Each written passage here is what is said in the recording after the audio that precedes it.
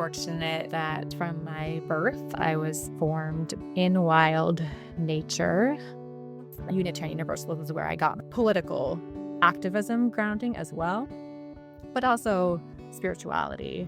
What would it mean to lead from love in this moment, in this interaction with this particular person, or in this choice that I'm confronted with? I don't remember a time when I wasn't out there just singing and making up little songs for myself and in conversation, receiving music from the land, listening for the music of the land, and singing it back to the land. Welcome to the Spacious Unknown. I'm your host, Kat BUCCIANTINI. This podcast is a place where stories of spiritual lives can be shared, especially those that are a little unconventional. Stories shaped by curiosity and doubt, tenderness and intuition, grief and joy, and the quiet practice of inner listening. Before we begin, a gentle note. Spirituality is alive and always unfolding. What you hear now is one moment in time, one expression of someone's path. I invite you to listen with grace, curiosity, and a tenderness that leaves room for nuance rather than neat conclusions. Today, I'm joined by JOCELYN, and I invite you to settle in as we explore the shape of her journey. I have a special invitation for you. As we move into early autumn, there's this natural, quiet shift, a time to stop, look back, and really notice what we've grown this year. I'd love for you to join me for an upcoming mini retreat called Harvest and Gratitude. Now, hear me out. If having a gratitude practice feels more like obligation and guilt than a nourishing practice, you are not alone. I want to invite you into something different. For this retreat, we're going to explore what it feels like to stop doing gratitude and instead learn how to simply embody it, make space for it. We'll talk about how to cultivate space to notice the quiet, organic ways our spirits are already saying this is good, rather than forcing a routine that doesn't fit. It's about rooting ourselves in sufficiency instead of scarcity.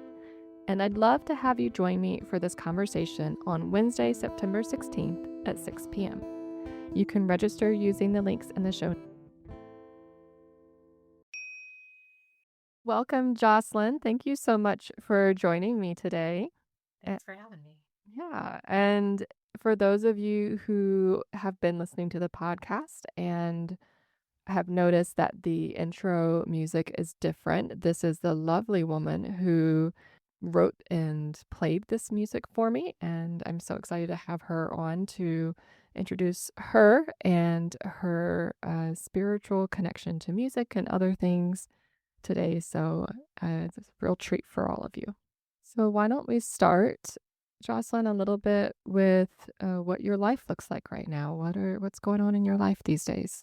Yeah, well, I can start with just the little bit of the rhythm and flow of what I have gotten to design my life into to some extent, where I have some flexibility and some ease to wake up in the time that makes sense for me and ease into my day and go through some morning practices and routines, including writing and being outside and listening to the birds. I am finally at the age of 45 in my first ever full-time job that I love and am passionate about and get to be compensated for and be of service. So that's kind of a remarkable to me still winding path that led me to that career of sorts. I've always kind of described my work as like not being a traditional career path in any way, shape, or form. So I've done many different things that's gotten me here, but that is taking up both time and energy, mostly in a good way. And yeah, I do a lot of things outside, biking, climbing. I just got back from a bike packing trip out to Stewart State Park this last weekend, and spending time with my partner, with my kitty cat, and growing some food. Mm. What is it that you do for work? What's your passion? So I am a program manager for a nonprofit called Livelihood Northwest, where we serve small business owners, entrepreneurs of various backgrounds, helping them to figure out what their goals are and support them in achieving those. So really just focused on meeting people where they're at and getting to some next step with what that looks like. So a lot of people who are finding their own passion and how to put that out into the community and be of service themselves, whether that's making and selling food or small service providers, yoga teachers, and how that can be revenue generating and sustaining and life-giving for them and not draining. Yeah, wonderful. Thank you for the work you do. It's been a joy. We're going to move into a little bit of a centering and grounding meditation. And for those of you who are listening, if it is safe for you to do so, you can close your eyes and be guided along with us. Or if you want to just imagine the space that JOCELYN will be describing that she is currently occupying. So we'll just start by allowing our gaze to either soften or close our eyes altogether and taking some deep breaths in through our nose.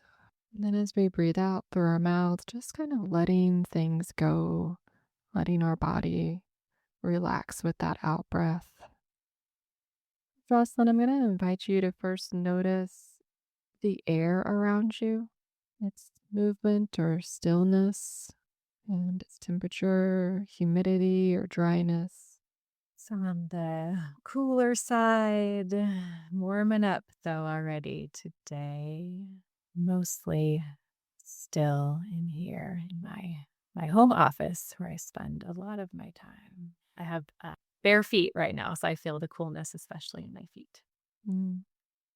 So noticing that coolness in your feet, just start to notice the other places where your body touches the space around you and that support beneath you, knowing that it holds you up without any effort on your part.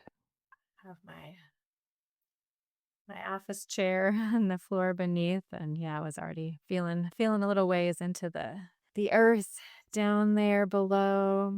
Yeah, picturing myself on that little blue dot. My hands on my desk, just some sense of solidity here.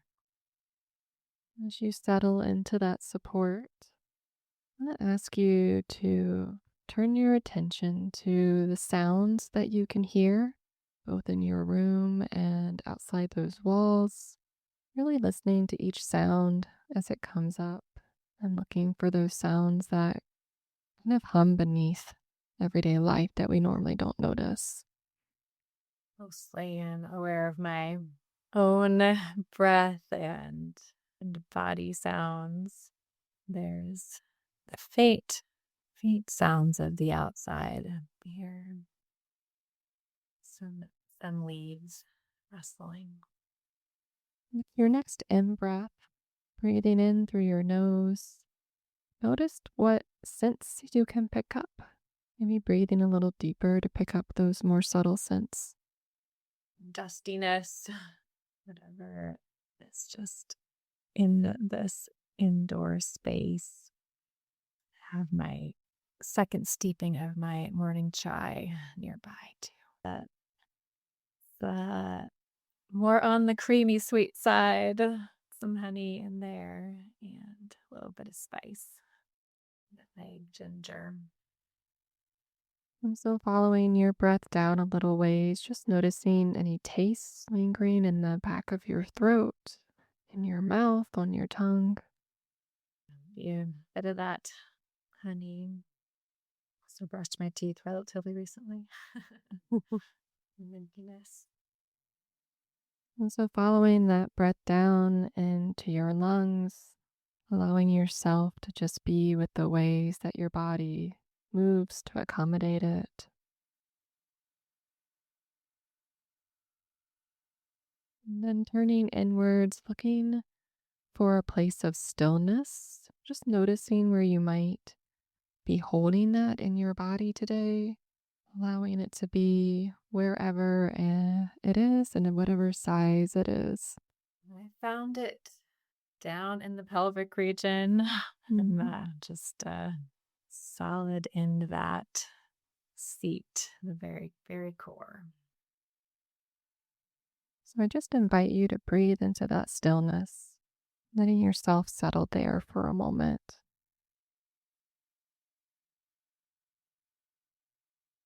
As we go to open our eyes, I just invite you to do it like a sun rises. So just allowing a little bit of light slip in beneath your eyelashes, just very slowly opening your eyelids, letting more light and color and shape come into your eyes as you open them, and just describing that as you do that. A little bit of light from the window, seeing my own hands where I was feeling them, facing to the east here. I have an east window and a shade to make it not too bright in the morning time. And my freshly, finally painted office. What color is it? Kind of a soft grayish purplish hue that I had picked out many, many years ago and had been sitting for a long time before I actually got it on the walls recently. Well, thank you. Thank you. I was sitting here with my windows open as always, and the wind was coming in a little bit cooler, and it just, for some reason, I had this deep desire to go camping. It reminds me of like those cool, crisp mornings when you go out and have your oatmeal or whatever by the campground bench, and just that cool air. So nice. Yeah. I had some emotions come up in trying to listen for sounds, and I felt, yeah, that's that longing for being back out with the bird song and with the water, with the creek. It's like, oh, not meant to be in this enclosure so much of the time. A Yeah. bit heartbreaking. Yeah, I can't be in my indoors without a window open these days. Even in the middle of winter, I just need it cracked. I need some sort of airflow. It just feels so still and stale, and yeah, the more I do it, the more I crave it. So I But oh totally, wait, this is what humans are supposed to be engaged yeah, with. feeling Yeah. this. Yeah. Yeah. Yes. And I'm like relatively like fortunate to, be working from home and I can go outside and I have a window and a light. And I think about the days and the times and the people that are in those cubicle farms, all artificial light and no windows. Oh, Yeah. Yeah. Hurts my heart. yeah. Well, I would love to start a little bit with your spiritual framework growing up, how it has evolved over time, and where it is now. Let's start with your childhood. What kind of spiritual formation do you have as a child? Well, I feel very fortunate that from my very earliest days, from my birth, I was formed in wild nature. My parents bought some land in Montana before I was born. I was growing in my mom's belly when they flew in a helicopter over this area where they ended up buying 40 acres and building a cabin. They had been living on the East Coast out in the DC area, and I was born in West Virginia, which we could talk more about. But I think that those earliest memories are really mostly from that land in Montana. So we spent summers out there while they were building this cabin. And then we moved out there full time before I turned 3. So Mm. a lot of running around in the woods with my sister, a lot of very deep, special connections to particular trees, particular stumps, particular imaginative stories that my sister and I would create. And just not a lot of separation between me and all of those plant beings and animal beings and this wider, wonderful world. Mm. and it made human interaction a little bit more challenging for me to learn. But I am so grateful for the more than human world that I got to know at a really personal level. Mm. Is there a particular tree or plant or stump or imaginative play that sticks out to you? Yeah, so the tree that we formed, my sister and I think the most specific kind of relationship with was an Mhm. aspen tree that we called the alphabet tree. And it was one that had grown up a ways, and then maybe some late heavy spring snow had bent it over. So it made this beautiful kind of arch with its trunk. Usually aspens are very straight. So this one was very bendy and then had grown back straight up after it had like curved over and Mm. then made its way back up into the sky. It had many different curvy fractal branches that we could climb up into. And it's where my sister, who's 2 years older than me, taught me my alphabet. So we would play this game of finding different letters in all of those little branches and twigs Mm. and spent a lot of time there. I can just picture it so clearly, sitting up there, being held by these branches, the light filtering down through the trees.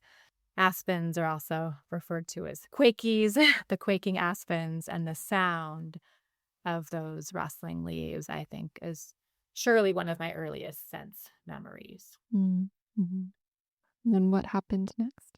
Well, there was the going to school, like learning how to figure out how to be around other people and what their ideas were. Mhm.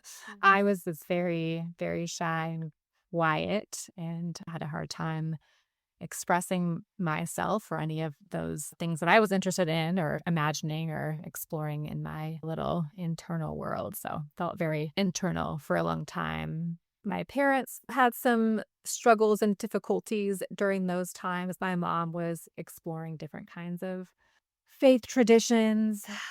They both had come from some various alternative backgrounds from the place where I was born in West Virginia was devoted to some kinds of mindfulness practices. So I got some little trickle downs from that as far as spirituality and mindfulness Mm. practice, kind of combined with what my mom was trying to figure out, the support that she was seeking for herself, which included there was only one church in Helensville, Montana, where I went to kindergarten as a Catholic church. So we went there some. Mhm. When we moved into town, the bigger town, Helena, Montana, we ended up some in the United Methodist Church, mostly because my mom was seeking Al-Anon support to navigate my dad's drinking and alcohol use. And so my sister and I were kind of along for the ride with the Methodists. And then we connected later in my childhood with the Unitarian Universalist Fellowship in Helena, the Big Sky UUs. And Mm. that came by way of my grandparents, actually, my mom's parents, who joined the Unitarian Universalist Church in Massachusetts, where they lived, and got really into that, introduced my mom to it, and then she found the local UU community. And that, I would say, became more of my faith tradition, maybe from the age of 10 on. And it's still a community and a form of faith and organizing those ideas around what it means to be human in the world. Part of me, although I'm not currently a member of a congregation or fellowship. Yeah, when did that change for you? I would say the way that Unitarian Universalism has looked for me and the community around it has been through many different eras and shapes and forms and over my life. Most recently, I was part of a UU community for about 10 years, up through and into the pandemic years. And yeah, an interesting example of the way that something that's attempting to be a place to kind of hold spirituality and exploration and community can easily turn into something more like work, like labor. Mm. So, as somebody who is very active in my community. I'm engaged in a lot of different ways. I have some various skills around organizing groups of people and other ways of, things that we need to do in order to get things done as organizations.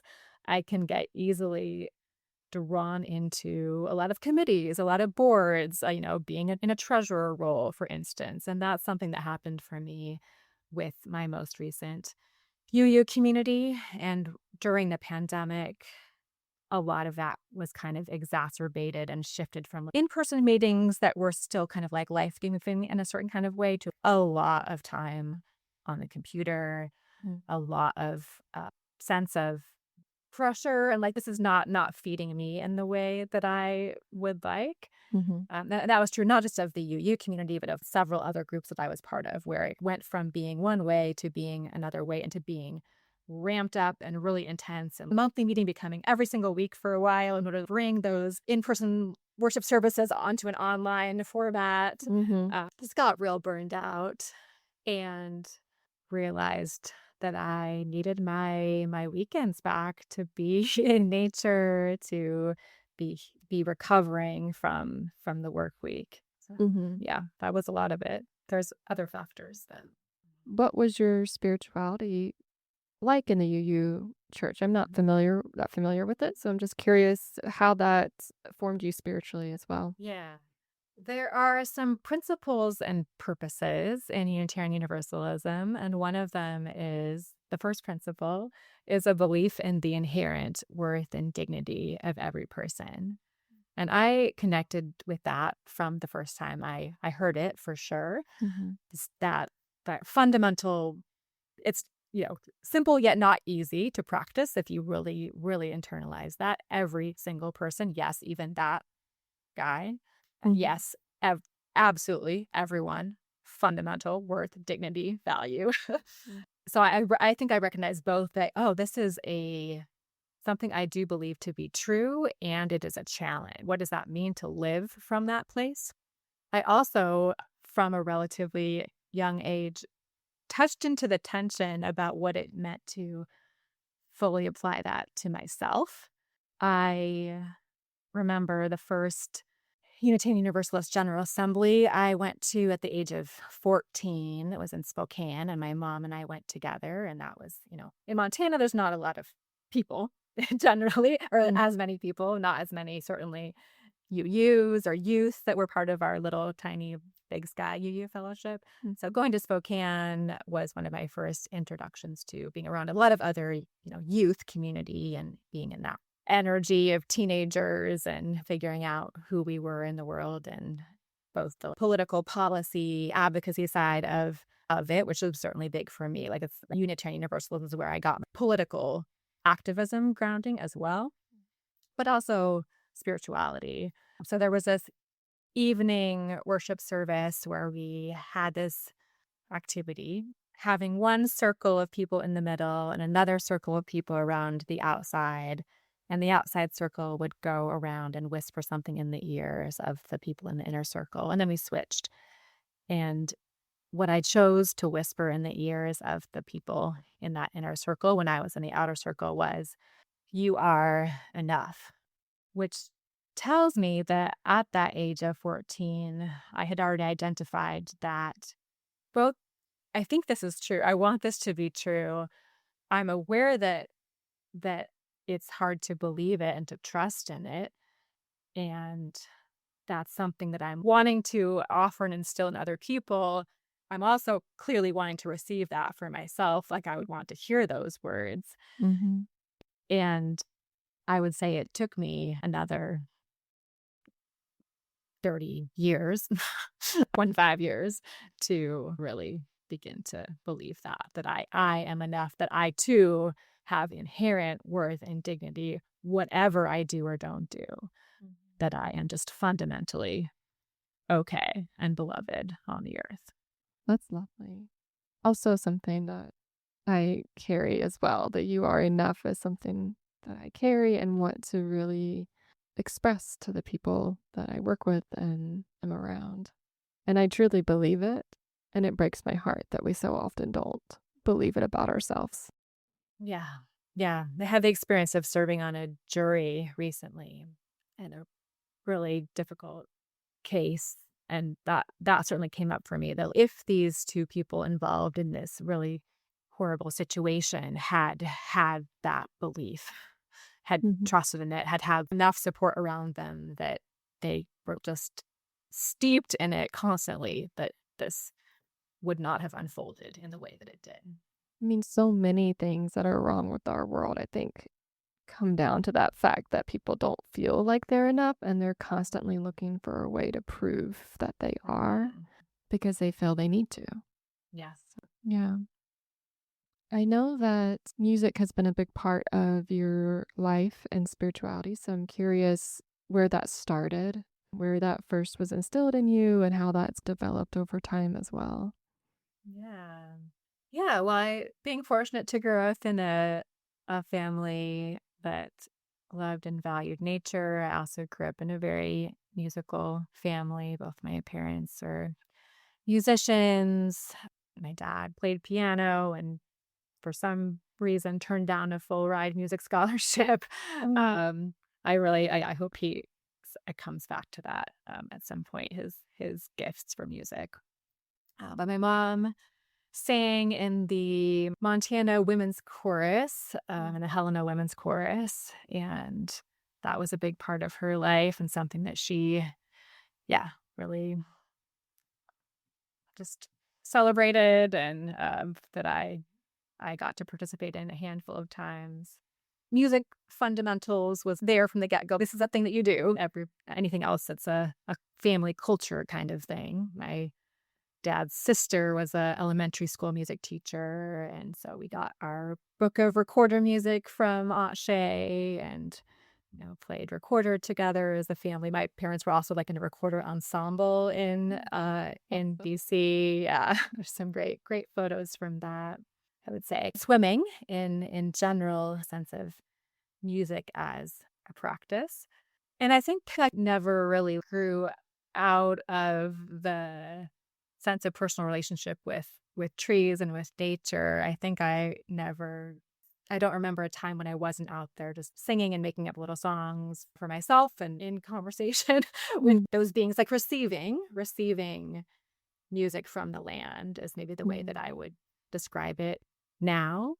Listening for the music of the land and singing it back to the land.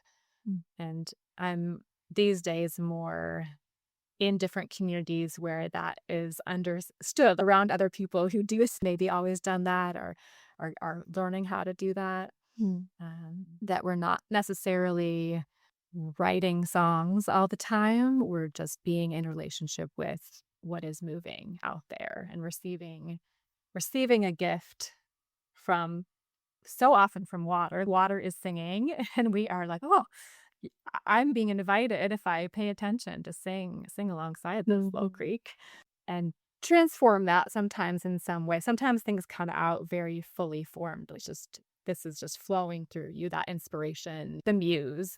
Sometimes you're like taking that back, doing some work with it, the editing, the transformation. Like, okay, if I have some affinity for working with what will turn this into an offering, then back out into the world, into my, both to my people that I might share it with in the form of a song circle where I'm teaching and we're learning this song together. And I would say if it came from a creek, for instance, of course I'm going to go back and sing that song to the creek.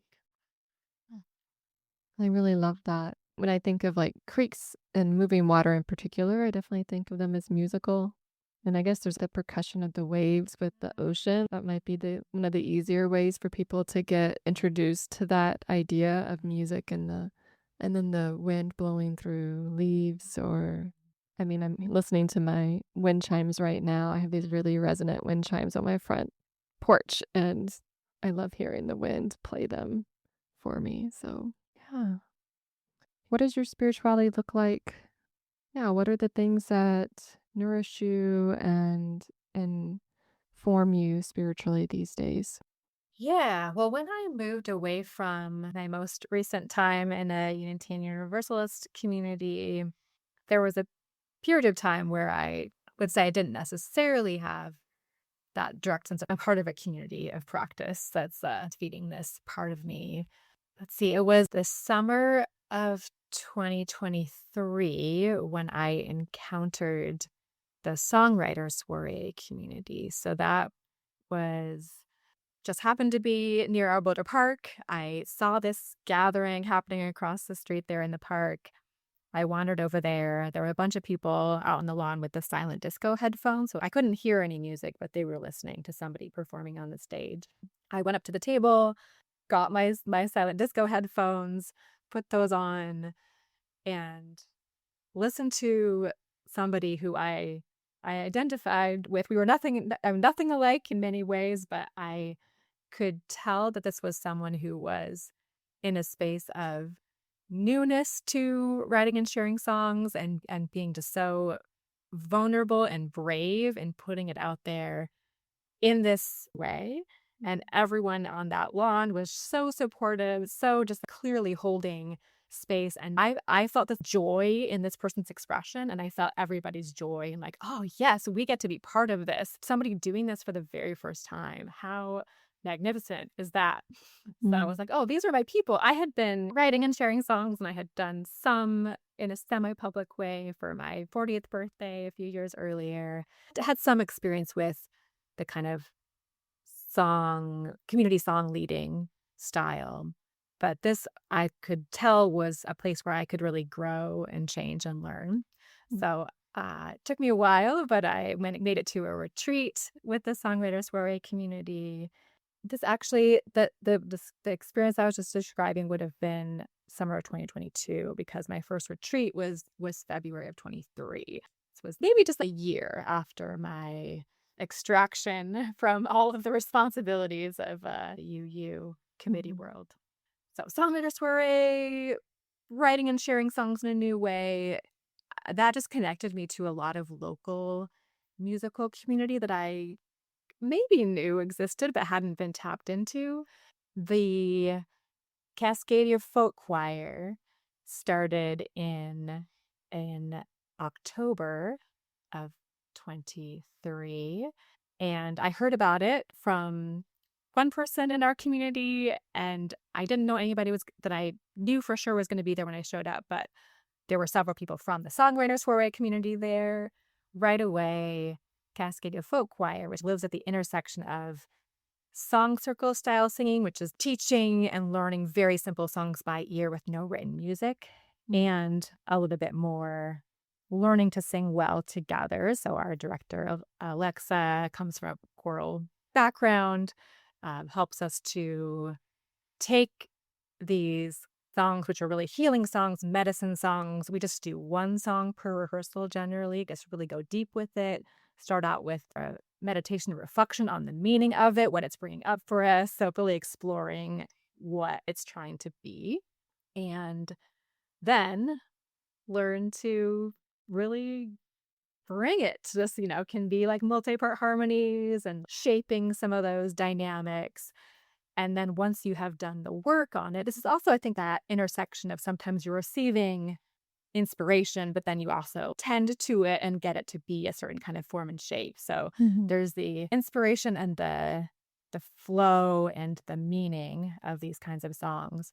They're shaping them into a version that's going to be yet more powerful.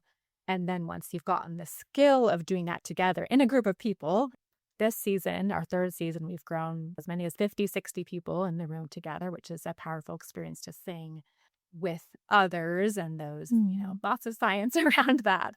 Then you can let go a little bit of the trying and the thinking and the working on it and have it sound and feel amazing and be really in the emotion, the experience of that. That makes me miss singing. I used to sing more.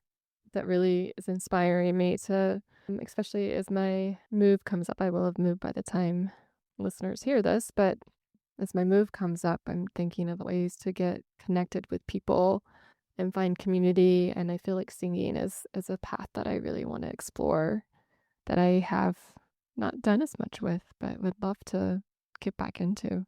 Yeah. Yeah, I recommend it. And in song circle community and even in this choir, we do talk about singing as a human birthright, that Mhm. it's not about, I mean, in the choir, it's a little bit about trying to sound a certain way, but certainly in song circle community, you don't have to think that you can sing. Many people think that they can't, or Mhm. that they just don't like the sound of their own voice, or that lots of barriers around making a sound that comes out in a certain kind of way and trying to create space for people to reclaim that part of their humanness. Yeah. Is there a time or a song that you have written or sung that has been particularly soulful for you or just really even transcendent, that's created a real spiritual connection for you? Yeah, I would say there's been a couple relatively recently. A song focused retreat. As I was driving out the road, I had to stop several times to get out my phone and do a little voice recording of one that was coming through there. That Open up, open up, It's a lot open up, about opening up, being willing to open up, myself and open be up, vulnerable. open up, open up, open up, open up. It is safe to open here. It is safe to open now. It is safe to open here. It is safe to open now. Open up, I'm moving through this. Open up, I see you too, yeah. Yeah, it's the words are open up, open up, open. It is safe to open here. It is safe to open now. Yeah, there's just a few other kind of layers to it. I have taught this in Song Circle community a couple of times, and yeah, that is always a very remarkable experience, and one that I'm relatively new to. I would say of song coming through. It comes in a certain kind of shape or form, and it has maybe the energy of like, oh, this could be, it's simple enough. It's the kind of mantra. I'm just saying this reassurance to myself, basically. It's safe to open here. It's safe to open now, but it's in the form of a song. I'm like, oh, okay, this is a song circle song. Mm. But then sharing that and teaching that to others and having even one other person, but maybe 5, 10 other people join in singing that together to themselves, to the circle of people that are singing those words. Of course, it transforms. It becomes, I believe, what it is meant to be in that moment. And sometimes, I hope this is true, maybe of some of mine, that they travel and they can lose their connection to any person. We try to, when we know, respect the originator, the carrier of a song, but it's kind of inevitable too that if it has some universal energy and truth to it, it's just going to move and hop from one circle to another and be medicine for the people. Yeah, I love that. How do you determine what defines your values right now as a human? How do you live ethically? Where do you find the wisdom for those things in your life? Where do you get wisdom about those things? Well, I can go back to some elements of Unitarian Universalism. I already mentioned that belief in the inherent worth and dignity of every person. I also have heard that described, and I describe it as, centering and leading with love.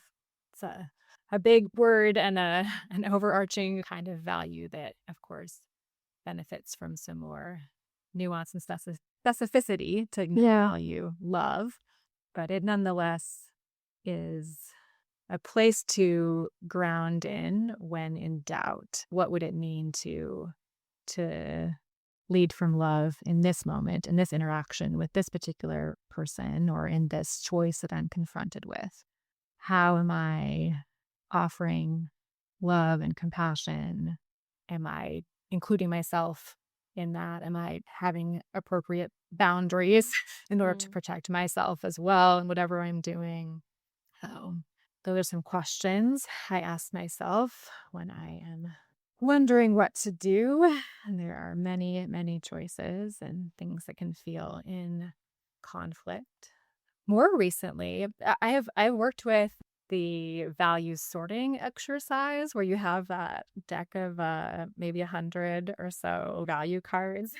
Oh, I haven't heard of those. You haven't heard of this? Okay, well, so I've done one where you can find it on the internet and print them out and have little pieces of paper. I also have a lovely deck of actual nice designed cards from a local artist, which are kind of similar. So they have these different values like creativity or discipline, loyalty, and you can work with them in different ways. But one of the structured activities is to sort them into piles of most important, important, somewhat important, not important to me.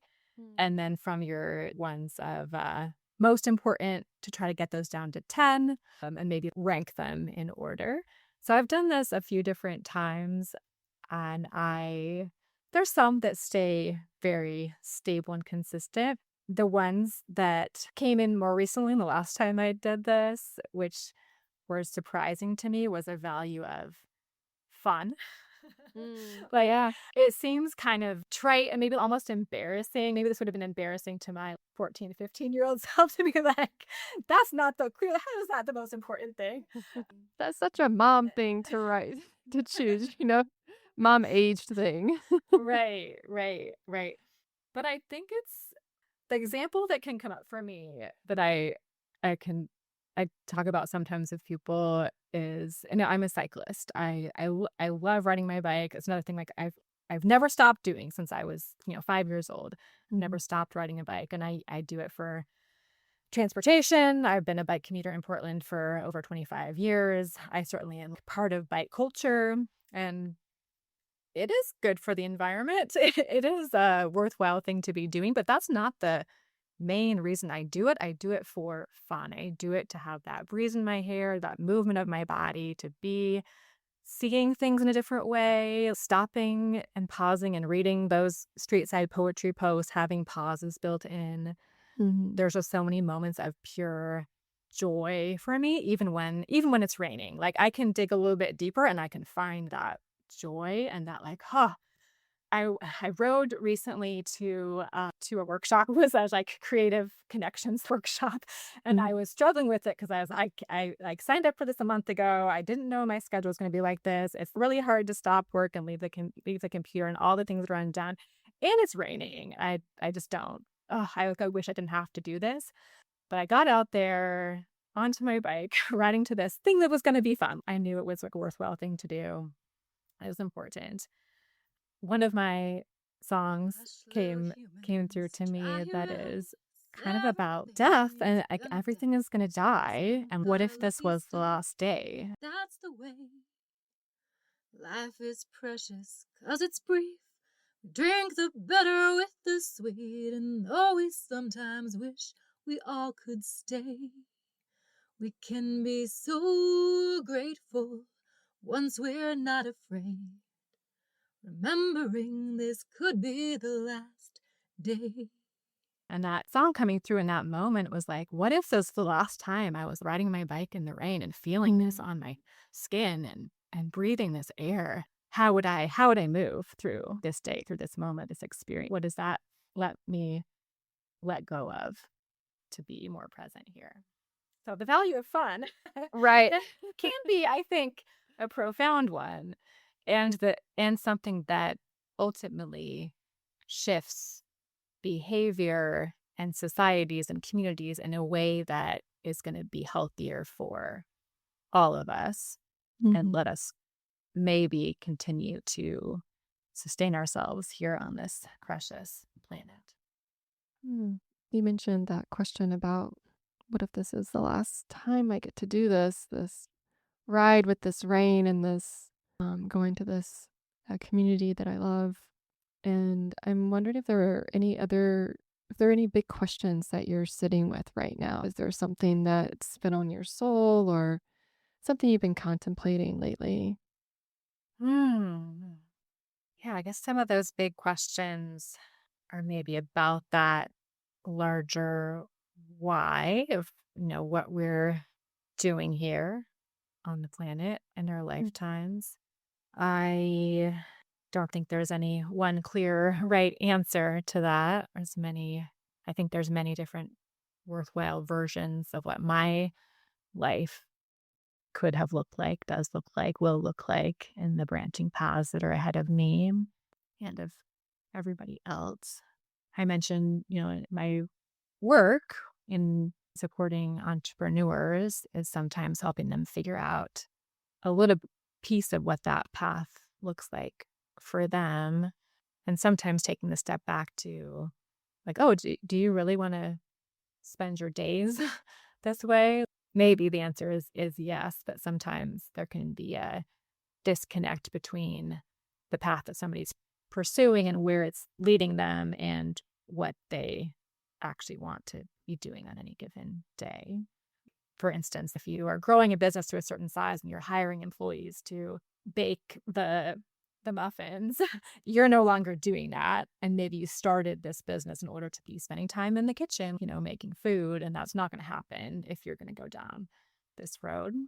So the micro decisions about the why of what am I doing here? What does this look like? The Mary Oliver idea of what am I doing with this one wild, precious life? And I love the whole larger poem that I believe has the part about I'm going to lay here in the grass and watch this grasshopper.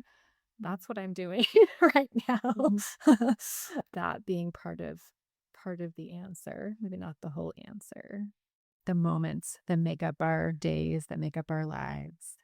That's probably the question that I come to and wrestle with most frequently because it's an everyday kind of thing. Like, okay, here I am again. Yes, I have this list of tasks in front of me. I have some structure to it. There's obligations, responsibilities there's like maintaining a life. There's some planning for the future, and might be the last time I do any of this. Might be probably somewhere in between this day, this next month, year, set of years. My mom died fairly young at the age of 53. I'm going to be turning 46 this September. So I, of course, have grief and loss there, and also the gifts of that from a young age. I was 20, not quite 21 when my mom died, knowing that, for her midlife was 27, that she was so present from what I could tell and at peace in her final 5 months that I got to witness that and to see what is it like to believe that you have been and done enough in a span of time. And I have had moments that I would describe as moments of transcendence where I've been in nature, that sunlight filtering down for the trees and some level of memories and experiences and people coming in front of my awareness, and this deep sense of this has all been enough, and everything from here is the gift, is icing on the cake. Yeah. So it's a big question, and it's a little micro question. It's the day-to-day, the moment-to-moment. And as much as I can, being somebody who helps remind others of those two sides of this question. What are we doing today? What are we doing with these lives and this limited time and energy that we have? What is really most important right now and in this next few weeks or years that we can try to have some vague plans or ideas about, even though all of our plans can get thrown out the window very quickly. Yeah.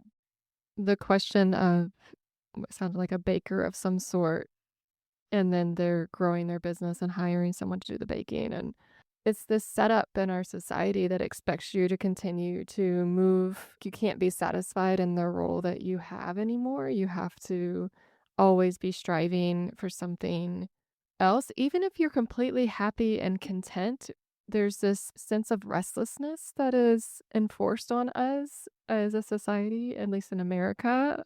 And I'm like, well, why couldn't she continue baking and hire someone to do all the business stuff like that? You know, like there's someone who's probably really skilled at that. And that's their jam and dream and passion to get things really organized and focus on the nitty-gritty and deal with personnel. So I love that you ask that question to your clients, and that's really your focus. I think that's such a gift to give to people. Uh, Even coming from my own experience of trying to create a small business, and it's just a one-person LLC, but just when you first start trying to be intentional about the way that you do things, it is so hard to when you first start out to not feel like you have to take all of the recommendations from people that maybe aren't really in line with your own values and the ways you want to do things, but feel like that's the only way to be successful. I just appreciate that that's part of your day-to-day with people that you work with. Yeah. Yeah. So, I mean, sometimes people do have the goal of growing in a more traditional kind of way. But yeah, growth doesn't have to look any one certain way. Yeah. So I think we'll draw to a close now. And before I ask my last question, I just want to offer up space for other things that came up during the conversation that you didn't get a chance to share or expound upon. Is there anything else that you feel like is coming up for you right now? What's taking up space? Well, I could go back for a minute to your question about early musical influences, and I was thinking about and didn't quite get to sharing about the Montana Logging and Ballet Company, which was this group of 4 guys who sang lovely folk songs. But my very first concert at the age of 8 was with the Montana Logging and Ballet Company. And I sometimes have said that everything I need to know about life I learned from the Montana Logging and Ballet Company. But one of their songs is called "Oh Be Gentle," and it has the words, "In all our living, may we be gentle. May what is dear to us also live." In all our living, may we be gentle.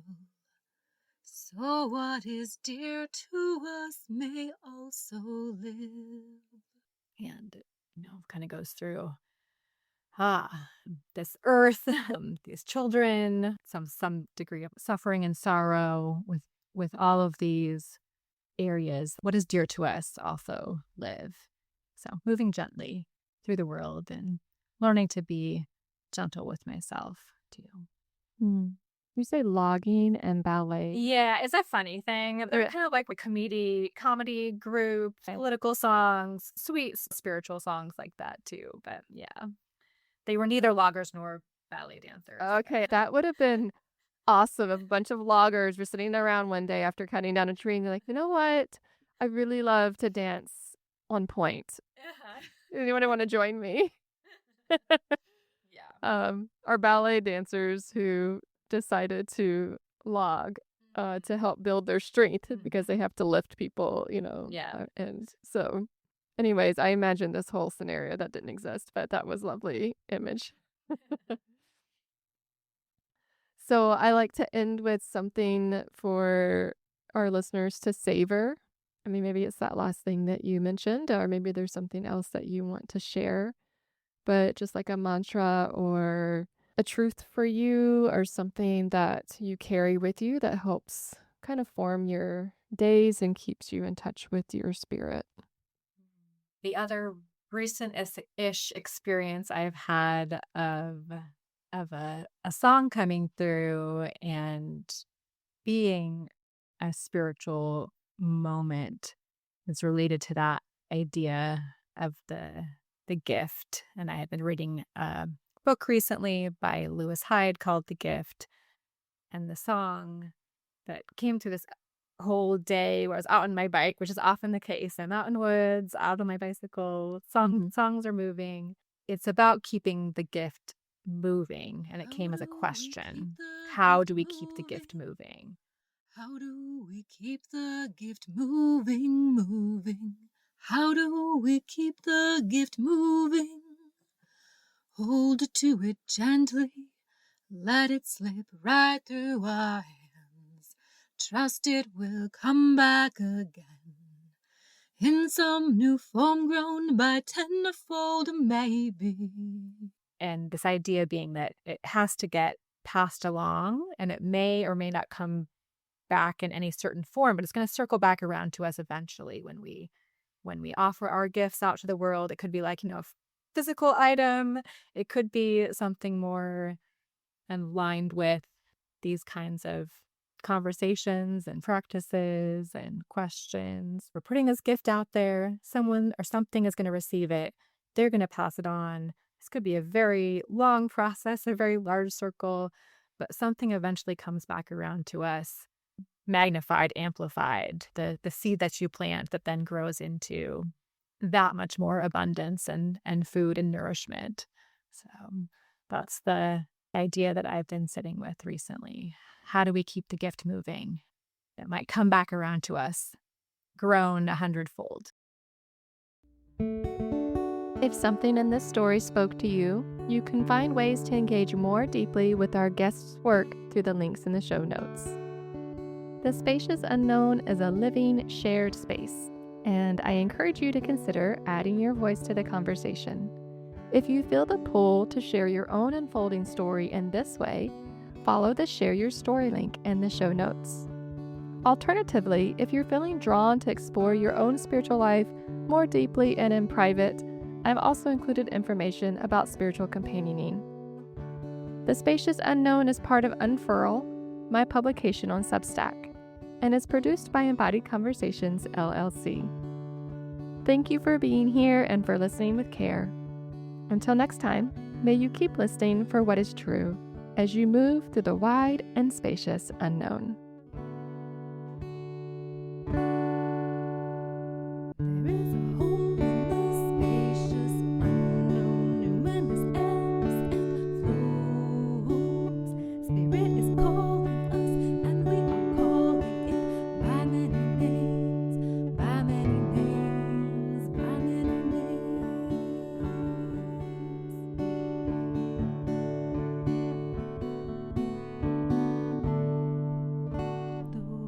Those can't be named, no, not quite in words, and yet still we try.